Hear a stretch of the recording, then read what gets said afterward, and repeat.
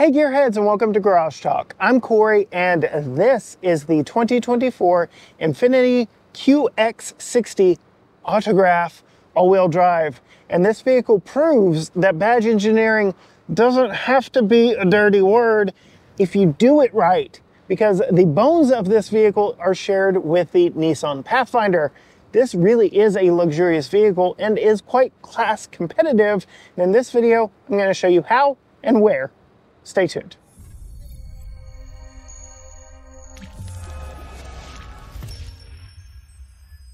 I do want to say a huge thank you before we get started to INFINITI for bringing us this vehicle to test for a full week for you here on the channel. This is a vehicle that is very important for the brand because this segment is actually kind of getting very competitive here lately with the likes of the Cadillac XT6, the Genesis GV80, which gets a full refresh for the 2025 model year, and then brands like Lexus entering the chat with the TX350 we recently tested, and even brands like Mazda with that new CX90, which is a big upgrade over the CX9. But while I've got the hood popped open, I'm going to go ahead and talk about what motivates our Autograph all-wheel drive version. This is the top trim of this QX60 that you can get. It is a 3.5 liter direct injection V6, making 295 horsepower and 270 pound-feet of torque. I'm going to go ahead and compare this to the Lexus TX350 that we recently tested, which was a premium front-wheel drive. So it's not exactly apples to apples, but this definitely does not compare with the TX500's more powerful powertrain. That TX350 used a smaller four-cylinder engine, making 275 horsepower and 317 pound-feet of torque. And of course, ours was front-wheel drive, but you can't option them to be all-wheel drive. The transmission in our QX60 Autograph is a 9-speed direct automatic transmission, which has been fairly good for us. We'll talk more about that when we're driving. And this does employ INFINITI's intelligent all-wheel drive system with INFINITI drive mode selector and 5 different drive modes: personal, sport, auto, eco, and snow.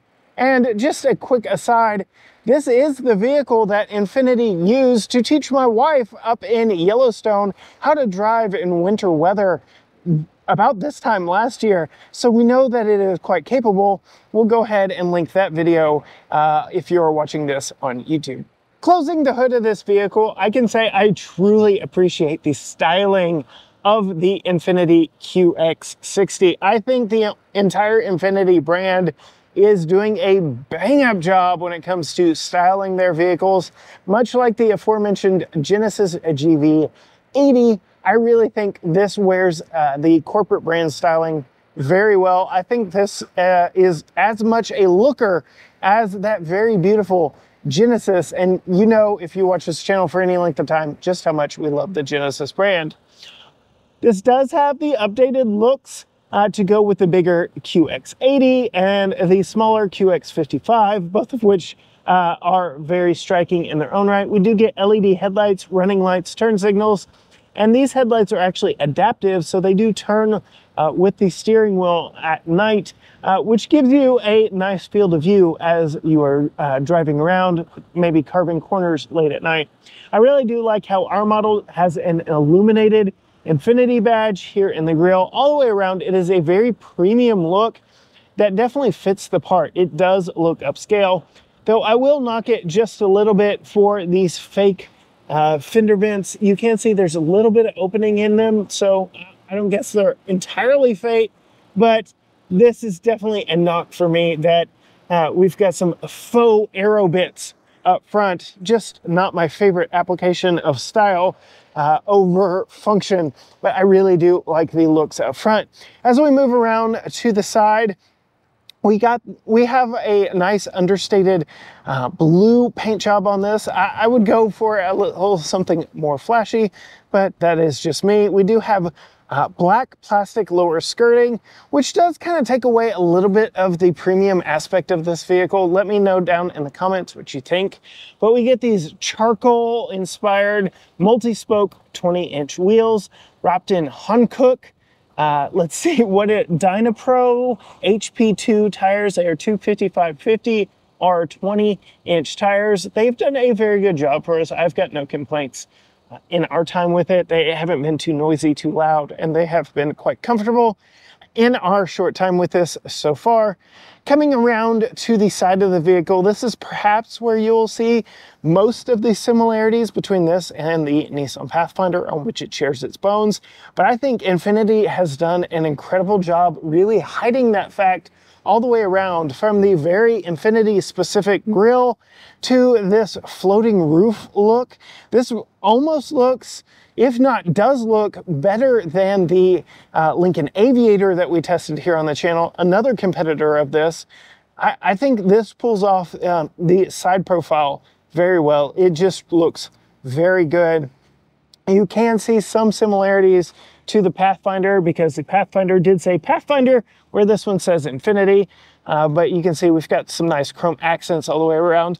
I really like this fender here, the way that this looks. It's kind of like a shelf, kind of giving you wider hips back here in the back as you come around to the back of the vehicle. It just gives it an all-around very nice, very classy look.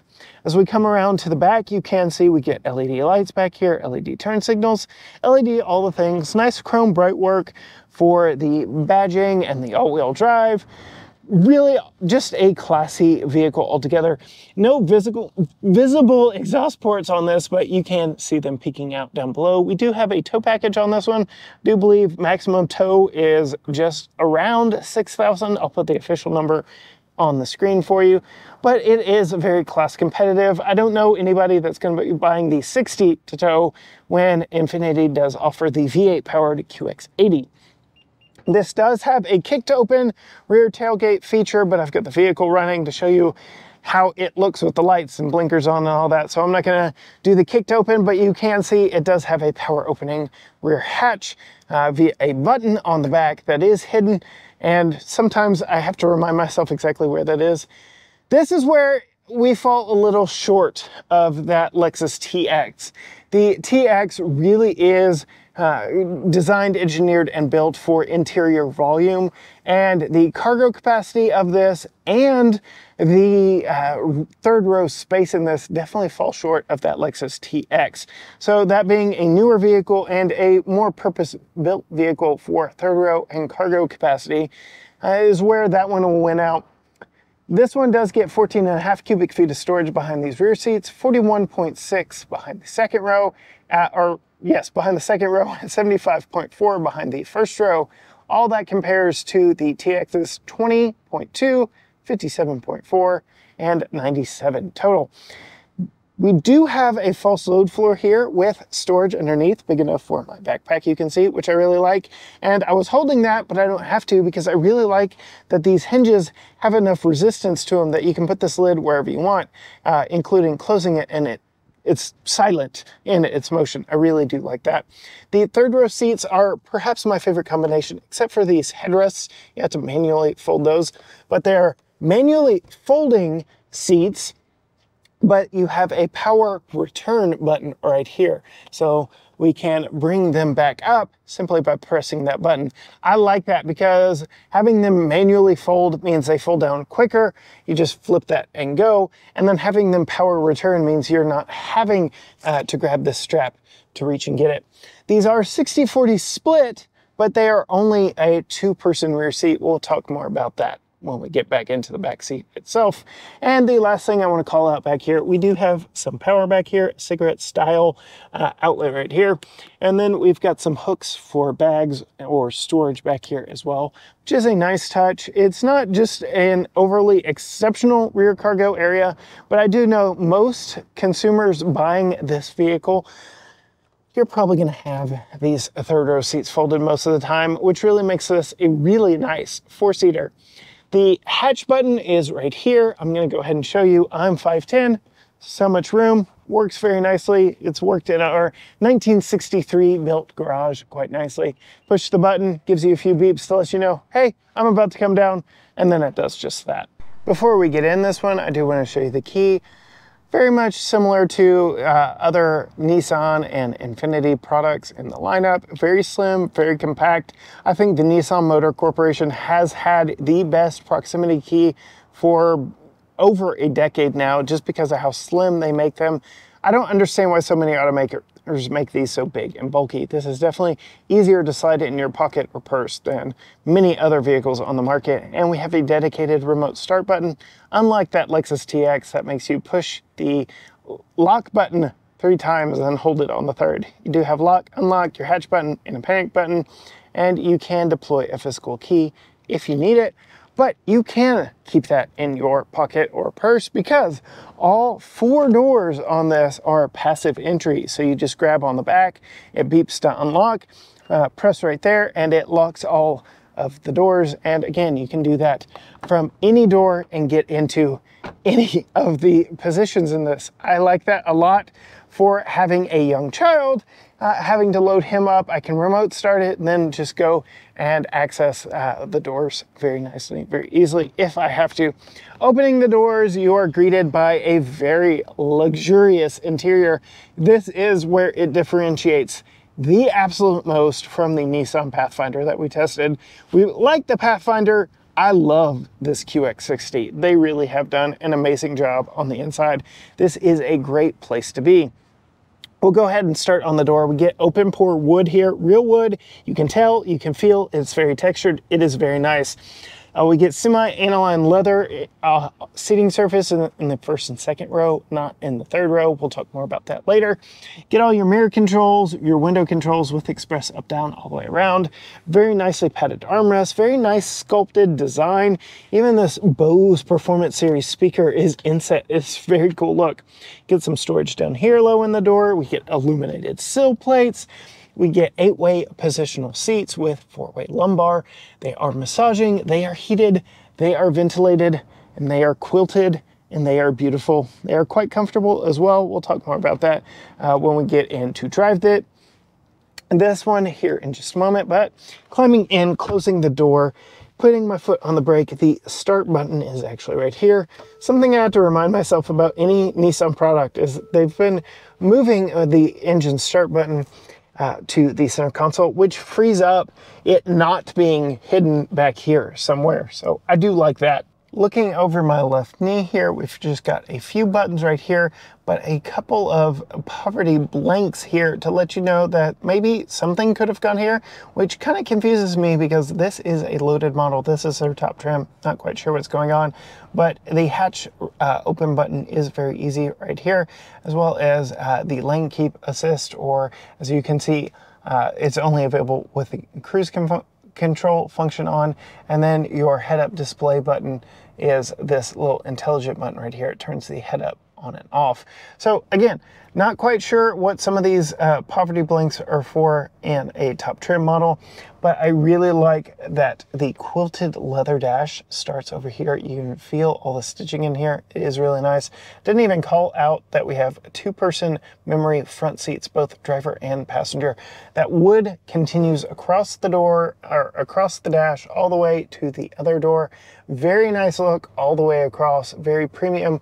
And then you get that quilted dash all the way across the front. Again, this feels very much premium, much more premium than the Nissan on which it shares a platform. Perhaps my only really big knock with all the user interface experience in here is all the gloss black plastic right here, and they do expect you to touch this because they are all haptic touch areas. So you are going to be leaving some fingerprints here with your heated and ventilated seats, your dual zone climate. This is actually a 3-zone climate because you can control that as well. Your heated steering wheel button, your track, and all of the, just everything. It is all gloss black plastic, and you are going to touch it. You are going to leave fingerprints. That is my least favorite thing about this vehicle, and perhaps the only real knock, which down here, they don't put gloss black plastic, and I really don't like the haptic touch when you could have gone simpler. I get it. Less moving parts, cheaper to manufacture. Just not my favorite. We do get a Qi wireless charging pad right here with a USB-A and USB-C interface for the 12.3-inch infotainment screen. that does also support wireless Apple CarPlay and Android Auto, as you can see here. Slight downside to this for me is this like dual screen, split screen layout. This is useless to me. You can pick different things to go here, but unlike the Genesis GV80, which I've referenced earlier, you can't like swipe through anything, and you can't like swipe to make it go away. I feel like just make the whole thing Apple CarPlay. This is useless. I could put something like a digital or analog clock there. I could put other information. That's just a waste to me. We also get a 12.3-inch digital gauge cluster here that is customizable. You can pan through a lot of different information here, including your Pro Pilot Assist with NaviLink, all that fun stuff. We generally keep it here with all of our driver information stuff on it from fuel consumption. You can change what it looks like. This is very reminiscent of the Nissan Rogue that first implemented this design. It is a little on the grainy side. I really wish, while we're talking about infotainment and screens and stuff, Nissan has already partnered with Google for the 2024 Nissan Rogue. I do foresee that trickling down to many of their other products. I haven't gotten to sample it yet. It is only on the top trims of the Rogue, but I really think that could help with some of the UI experience in this vehicle moving down the line. Nissan, Infiniti, they have been struggling financially a little bit. I think this vehicle is really good, but this would be a very easy upgrade to partner with somebody like Google, which parent company Nissan already is doing. So really like that that is on the way, on the horizon. We'll go ahead and show you here. We do have a head-up display. Not a lot of information up there right now, but I can turn on my Pro Pilot Assist with NaviLink, and now you can see I've got my lane keeping and various different things up there as well. And that changes the screen down here to show all my driver assistance stuff as well. We do get a 9-speed automatic transmission with this sliding gear selector here with a push button park. When you put it in reverse, we do get 360 cameras. Our rear view mirrors do cant down so that you can see the parking lines just a little bit better. I like it. It's good, not great. It's a little on the grainy side. It does its job. You do get rear cross traffic. You do get emergency braking. You do get pedestrian warning. You get all that stuff. Just, it's a little on the grainy side in the grand scheme of things.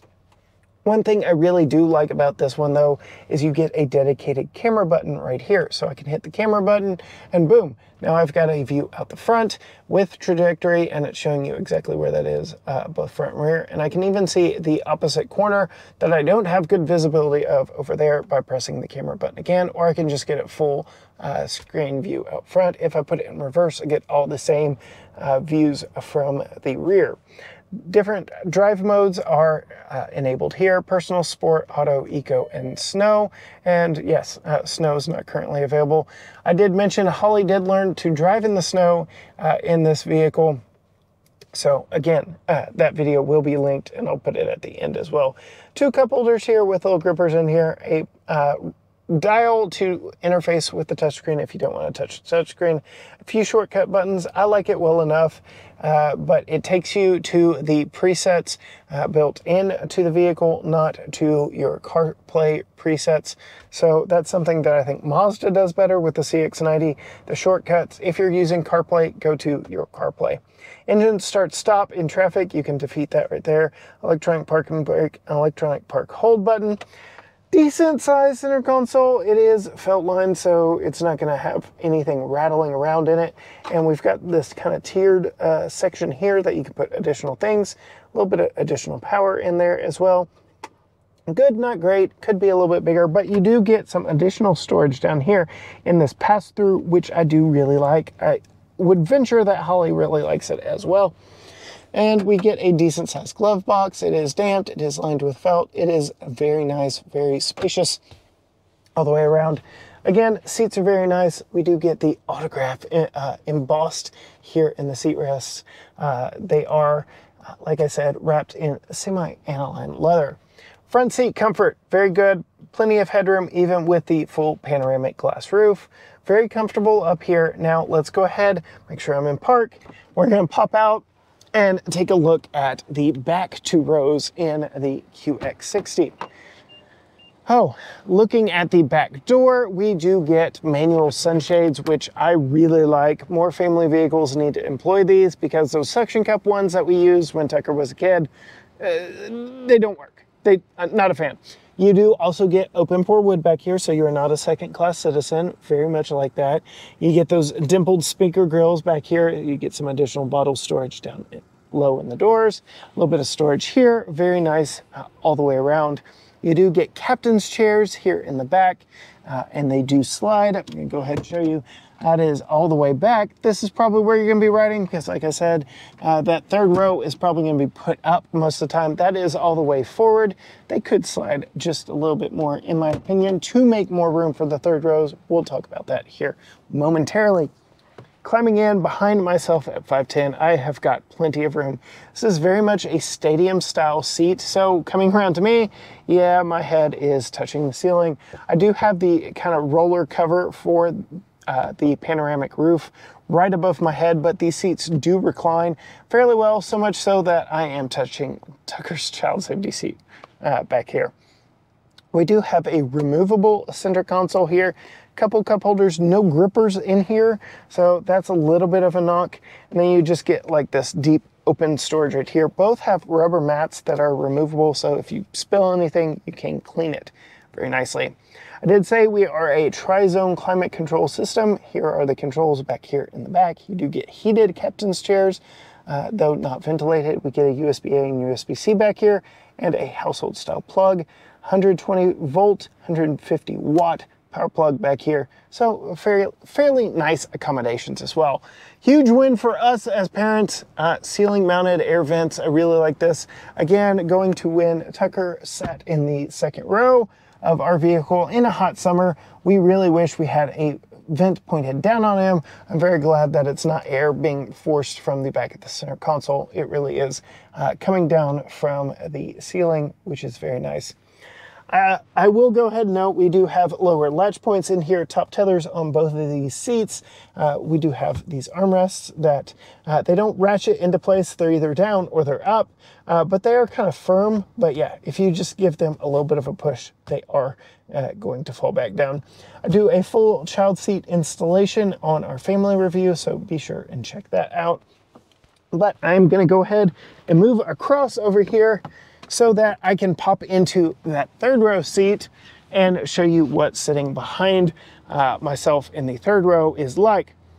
I do really like we are power deploying second row seats, and you can leave a child seat in place in these, but Tucker has done us a huge favor.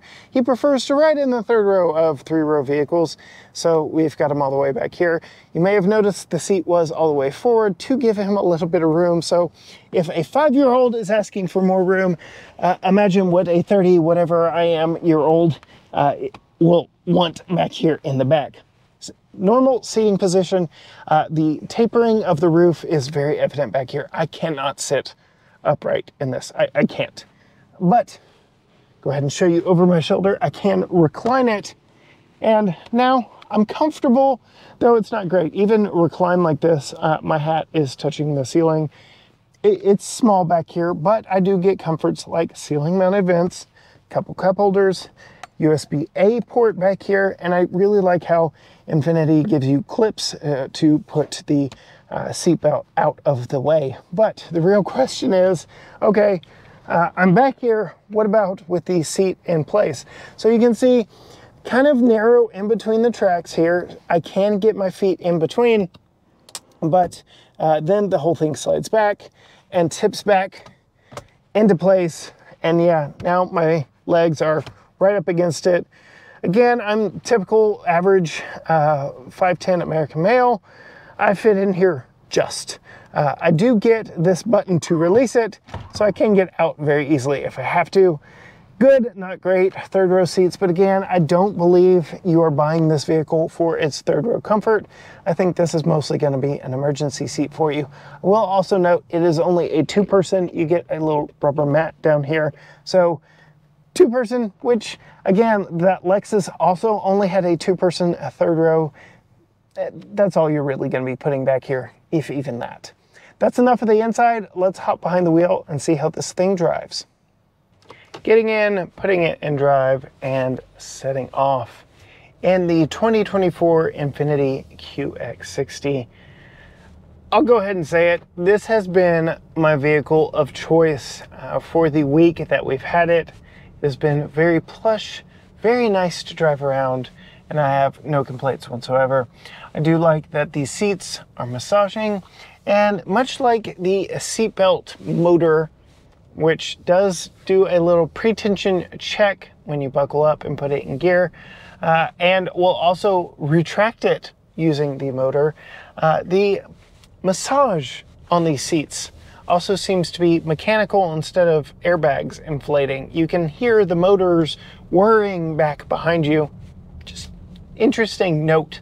These seats are very comfortable, though they are a little on the flat side. I feel like they could be a little bit more bolstered, but you're really buying this as a race vehicle. You're buying this as a comfortable vehicle, and they are comfortable. They are inoffensive. They'll fit multiple body shapes and sizes. They're comfortable.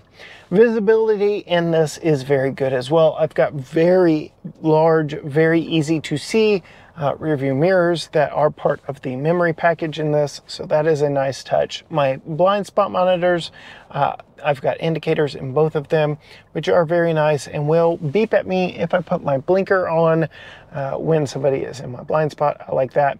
While we're talking about mirrors, I also have a rear view camera mirror that the camera is actually in the very back behind the glass where the wiper can wash it off that area of the back window if needed. So that is also a very nice touch. Again, visibility is very good in this. Looking over my shoulder, I can even see out of that third window back there in the back. The C-pillar is not too big, chunky, and bulky, so I really can see all the way around in this. Getting out and going in this one is a very uneventful affair if you want it to be, or with that naturally aspirated V6 under the hood, you can actually get out and get moving. This does have Nissan's new 9-speed intelligent automatic transmission. It does a good job. I have not felt it hunting for gears. I haven't felt like it's been a letdown like these CVTs that they used to use that this 9-speed replaces. This is very much a big, huge upgrade for the brand. Really like that we've gone to 9 speeds versus a CVT. It gets out and moves. Yes, it has less torque than the Lexus TX350 we recently tested, but it's got a decent amount of power. For a vehicle this size, I do believe the gearing and the power band work very well together. It has been engineered quite well. I've got no complaints about driving this thing around. Merging into traffic is done easily and nicely. Again, no complaints. All put together very nicely. The steering wheel is very nice and plush. It's got a little bit of squish to it, very soft wrapped in leather. Like it a lot. The buttons, they're good, not great. It's not button overload. Again, the interface with the UI in this is not my favorite. I do feel like that is a little weak link of Nissan Motor Corporation across the board, but they're getting there. It is getting better. I am looking forward to testing what the Google built-in is like in the new Rogue, but all the way around, very good experience in this. The steering is light, but it is not so light that you're driving it with your fingertips. I feel like it's just a little bit heavier than the TX, which I think actually serves it well. I think it adequately matches the size and the driving nature, driving character of this vehicle. It's not too heavy, not too light. It's Goldilocks. It's just right. Very good steering feel in this one. I do get paddles on the back of the steering wheel for that 9-speed, though especially in a luxury vehicle like this, I don't really use them that much. I don't feel the need for them. Just let the vehicle do its thing, and this does it very nicely. Again, no complaints. Yeah, the ride in it is very smooth, compliant, and comfortable. Bumps don't upset it. it is a good vehicle all the way across the board. And as I mentioned leading into this video, there are a lot of competitors for this hitting the market. Genesis GV80, Cadillac XT6, Lincoln Navigator, the Hyundai and Kia twins in the Palisade and Telluride, the Lexus TX350, the list goes on and on.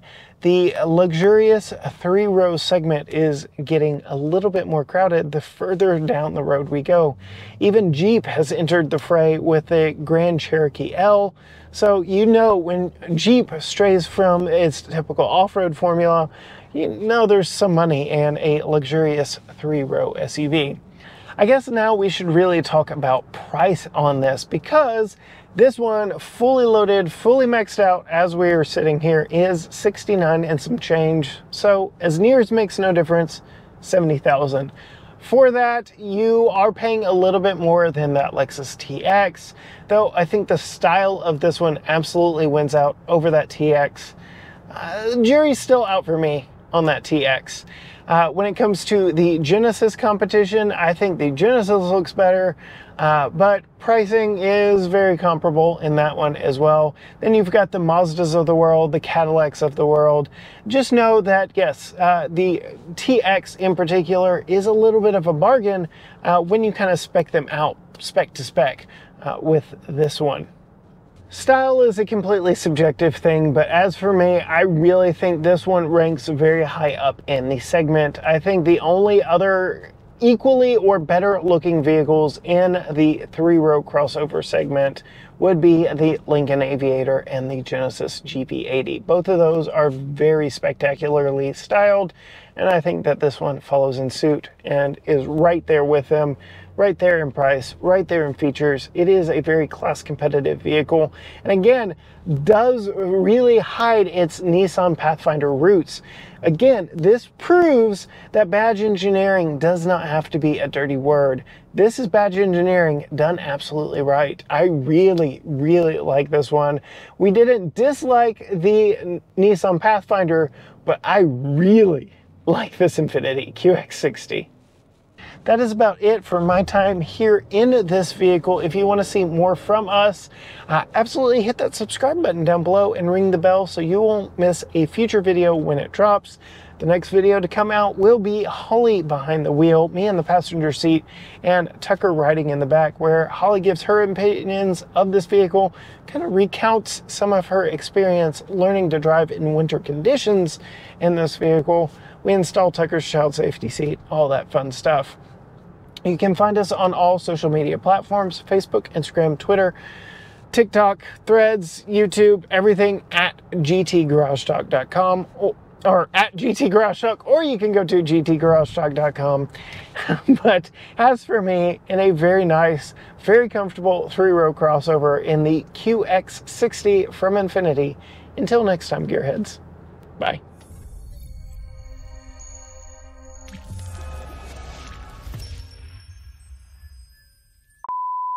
Because this is based on the and this vehicle proves that badge engineering is not as blah blah blah. Why am I screwing it up? I have lots of bloopers on this one. Nissan INFINITI's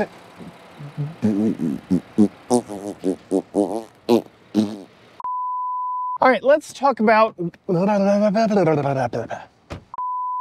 making 275 horsepower and frickety frack, frackety frick. That was a train wreck.